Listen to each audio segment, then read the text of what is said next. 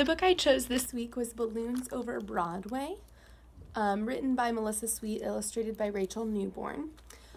The character in this story, the main character is Tony Sarg. This is a true story about Tony Sarg, who was a puppeteer and actually the person that brought the creativity side to the Macy's Day Parade. The setting of this story mainly takes place in New York City, but at the beginning it talks about Tony Stark's childhood. He actually was born and raised in the UK and then moved to New York City as a young adult. The plot of this story is Tony Sarg moving to New York City and starting out as a puppeteer and becoming very well known, and so well known that Macy's actually hired him to do their window displays. And then from there, it became so popular and widely known that they hired him to create some larger puppets for a celebration they were going to do for their employees. And it was such a success that they asked him to do it for years and years. And each year it got bigger, and Sarg kind of created more bigger and higher balloons or puppets until they became balloons, because he wanted them to be controlled from the bottom so that more people could see them.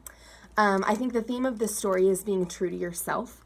Tony Sarg knew from the time that he was a young child, like 6, that he wanted to be a puppeteer, and he stayed true to it his whole life, which I think is amazing.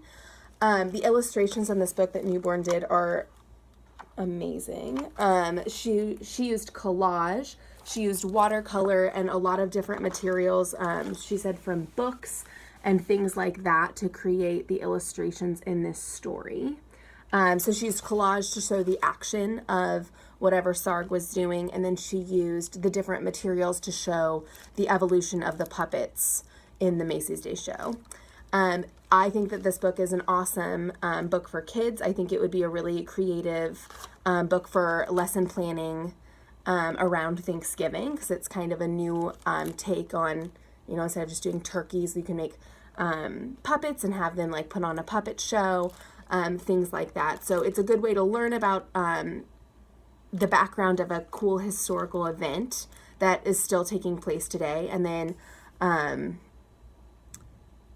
letting your students kind of bring that to life. So I think I would read this book to my students, talk about if they watch the parade, kind of things like that.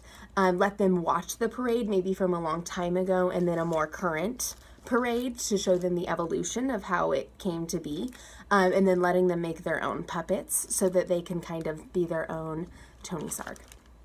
Thank you.